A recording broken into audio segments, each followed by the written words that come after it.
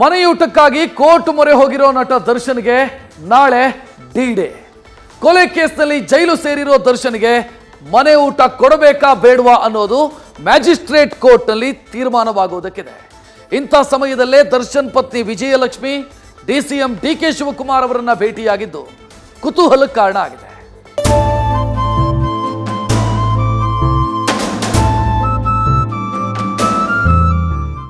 ಸಪ್ತಪದಿ ತುಡಿದು ತಾಳಿ ಕಟ್ಟಿದ ಪತಿ ಒಳ್ಳೆಯದನ್ನೇ ಮಾಡ್ಲಿ ಕೆಟ್ಟದನ್ನೇ ಮಾಡ್ಲಿ ಪತ್ನಿಗೆ ಆತನೇ ಸರ್ವಸ್ವ.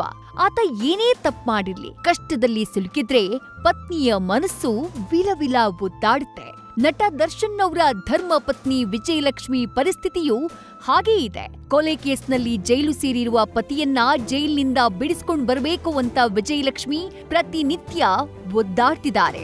ಇತ್ತ ದರ್ಶನ್ ಅಭಿಮಾನಿಗಳು ವಿಜಯಲಕ್ಷ್ಮಿ ಭೇಟಿಗೆ ಸಮಯಾವಕಾಶ ಕೊಡ್ತಿಲ್ಲ ಅಂತ ರಾಮನಗರದಲ್ಲಿ ಡಿಸಿಎಂ ವಿರುದ್ಧ ಆಕ್ರೋಶವನ್ನ ಹೊರಹಾಕಿದ್ರು. ಇದರ ಬೆನ್ನಲ್ಲೇ ಇವತ್ತು ದರ್ಶನ್ ಪತ್ನಿ ವಿಜಯಲಕ್ಷ್ಮಿ ಡಿ.ಕೆ. ಶಿವಕುಮಾರ್ ಅವರನ್ನ ಭೇಟಿಯಾಗಿದ್ದಾರೆ.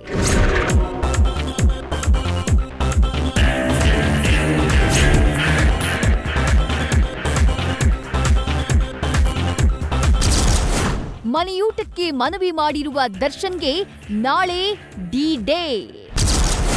ನಾಳೆ ತೀರ್ಪು. ಇವತ್ತು ಡಿಸಿಎಂ ಭೇಟಿಯಾದ ನಟ ದರ್ಶನ್ ಪತ್ನಿ.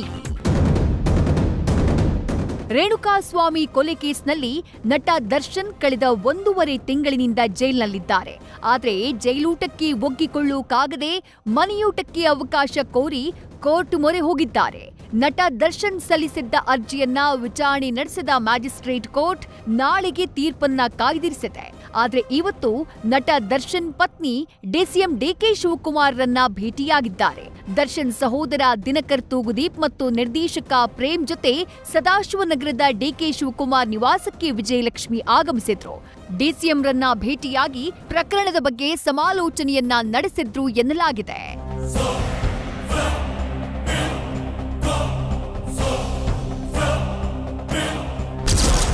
ದರ್ಶನ್ ಮಗನ ಸ್ಕೂಲ್ ವಿಷಯವಾಗಿ ಡಿಕೆಶಿ ಭೇಟಿ.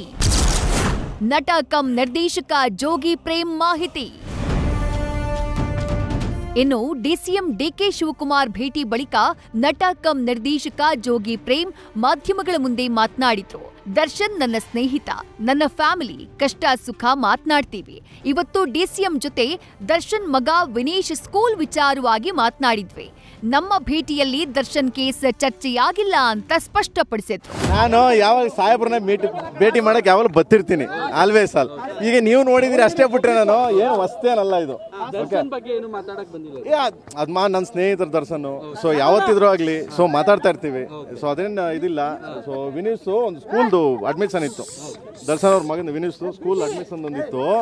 ಸೊ ಅದನ್ನ ಅವ್ರ ಸ್ಕೂಲ್ ಇದೆಯಲ್ಲ, ಯಾಕೆ ನನ್ನ ಮಗನ ಅಲ್ಲೇ ಇಬ್ರು ಜೊತೆ ಓದ್ತಾ ಇದ್ರು. ಸೊ 1 ವರ್ಷ ಅವನೇನೋ ಬೇರೆ ಕಡೆ ಶಿಫ್ಟ್ ಆದ, ಈಗ ಹತ್ರ ಅಲ್ಲಿ ದೂರ ಆಯ್ತು, ಪ್ರಾಬ್ಲಮ್ ಆಯ್ತು ಅಂದ್ಬಿಟ್ಟು ಆ ಸ್ಕೂಲ್ ಯಾಕೆ ಅಂತಾನೆ ಮಾತಾಡ್ತೀವಿ ಬಿಟ್ರೆ ಬೇರೆ ಯಾವ ಉದ್ದೇಶನೂ ಇಲ್ಲ. ಆಮೇಲೆ ಮಾಮೂಲಿ ದರ್ಶನ್ ಬಂದ್ಬಿಟ್ಟು ನನ್ನ ಸ್ನೇಹಿತರು, ನನ್ನ ಫ್ಯಾಮಿಲಿ. ಸೊ ಕಷ್ಟ ಸುಖ ಮಾತಾಡ್ತೀವಿ, ನಾಟ್ ಲೈಕ್ ಎನಿಥಿಂಗ್. ಯುವಕರು ಡಿ ಬಾಸ್ ಬಗ್ಗೆ ಕೇಳ್ತಾ ಇದ್ದಾರೆ. ಅವರ ಧರ್ಮಪತ್ನಿ ನನ್ನನ್ನ ಭೇಟಿ ಮಾಡಲಿಕ್ಕೆ ಟೈಮ್ ಕೇಳಿದ್ದಾರೆ. ನಾಳೆ ಬೆಳಗ್ಗೆ ಅವರಿಗೆ ಟೈಮ್ ಅನ್ನ ಕೊಟ್ಟಿದ್ದೇನೆ. ನಾನು ಮಾತಾಡ್ತೇನೆ. ಏನಾದ್ರು ಅನ್ಯಾಯ ಆಗಿದ್ರೆ ಸರಿಪಡಿಸ್ಲಿಕ್ಕೆ ಖಂಡಿತ ನಾವು ಪ್ರಯತ್ನವನ್ನ ಮಾಡ್ತೇವೆ.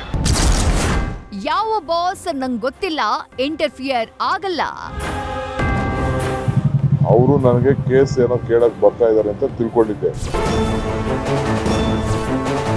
ಅವರು ನನ್ನ ಹತ್ರ ಕೇಸು ಏನು ಬಗ್ಗೆ ಮಾತಾಡಲಿಲ್ಲ. ನಾನು ಆ ಕೇಸ್ ಬಗ್ಗೆ ಮಾತಾಡೋ ಸಂದರ್ಭ ಇಲ್ಲ. ಮಗುನ ವಾಪಸ್ಸು ನಮ್ಮ ಸ್ಕೂಲ್ಗೆ ಸೀಟ್ ಸೇರಿಸ್ಕೊಡಿ ಅಂತ ರಿಕ್ವೆಸ್ಟ್ ಮಾಡಕ್ ಬಂದಿದ್ರು. ನಾನು ಪೊಲೀಸ್ ವಿಚಾರದಲ್ಲಿ ಇಂಟರ್ವ್ಯೂ ಆಗಕ್ಕೆ ನಾನು ತಯಾರಿಲ್ಲ. ಕಳೆದ ರಾತ್ರಿ ಡಿಸಿಎಂ ಡಿ.ಕೆ. ಶಿವಕುಮಾರ್ ರಾಮನಗರದ ಕರಗೋತ್ಸವದಲ್ಲಿ ಪಾಲ್ಗೊಂಡಿದ್ರು. ಈ ವೇಳೆ ದರ್ಶನ್ ಅಭಿಮಾನಿಗಳು ಫೋಟೋ ಹಿಡಿದು ಡಿ.ಕೆ. ಶಿವಕುಮಾರ್ ಮುಂದೆ ಘೋಷಣೆ ಕೂಗಿದ್ರು.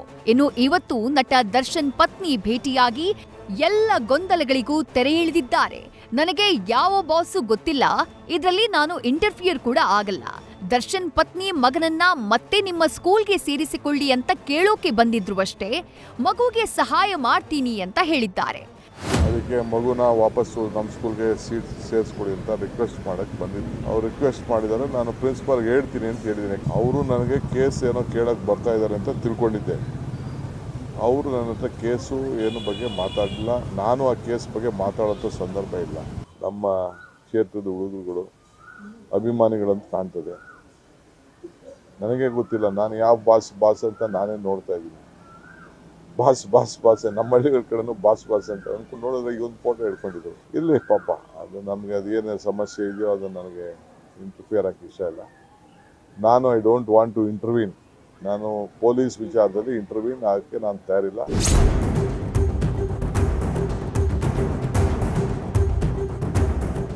ಅದೇನೇ ಇರಲಿ, ಪರಪ್ಪನ ಅಗ್ರಹಾರದಲ್ಲಿರುವ ನಟ ದರ್ಶನ್ ನನಗೆ ಜೈಲೂಟ ತಿನ್ನೋಕ್ಕಾಗಲ್ಲ, ಮನೆ ಊಟ ಬೇಕು ಅಂತ ಕೋರ್ಟ್ ಮೆಟ್ಟಿಲೇರಿದ್ದಾರೆ. ಈ ಸಂಬಂಧ ನಾಳೆ ಕೋರ್ಟ್ ತೀರ್ಪು ಬರಲಿದ್ದು, ಇಂಥ ಟೈಮ್ನಲ್ಲೇ ದರ್ಶನ್ ಪತ್ನಿ ಡಿಸಿಎಂರನ್ನ ಭೇಟಿಯಾಗಿರುವುದು ಸಹಜವಾಗಿ ಹಲವು ಪ್ರಶ್ನೆಗಳಿಗೆ ದಾರಿ ಮಾಡಿಕೊಡ್ತಾ ಇದೆ.